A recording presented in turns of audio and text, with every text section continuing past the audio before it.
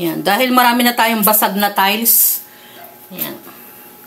Dinaanan na yan ng pagkaluma. At dahil yung mga anak ko ay puro lalaki, dalas nilang nasisira ay nasasanggi. Kaya nagkaganyan-ganyan na. Siyempre, i-repair naman yan ni Mama Taba. For the meantime, gagamit muna tayo nito.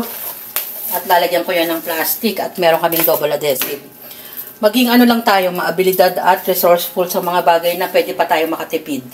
Sa mga susunod na panahon, pwede natin papalit. Pero for the meantime, yan muna para naman maging maayos.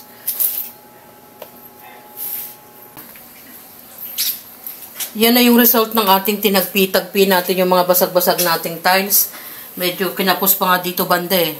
No, si Mama Taba. Pero okay na yan. Hindi na masamang tignan. No, ganyan yung ginawa natin. Diba? Para naman hindi pangit tignan. At naglagay din ako ng dobling plastic para kahit na tumagos sa ating pinaka papel ay hindi siya basta-basta masisira agad. Siguro mga ilang buwan, di ba mga kataba? Ganyan yung ginagawa natin dahil wala pa tayong pamalit sa tiles. No, mas magastos. Ito pa mga kataba, oh. Oh, yan. Di ba hindi na masagwang tignan nung ni-repair ni Mama Taba. Ganyan tayo habang meron tayong ginagawa.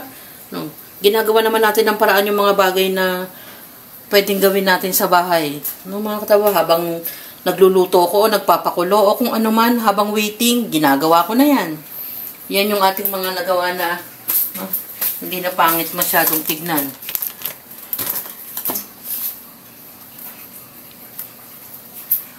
Ayan. Kayo din, pwede na kayong gumawa din. Yung mga basag-basag nating tiles. Temporary lang naman yan mga kataba. Ang importante, medyo kaaya-aya ng tignan.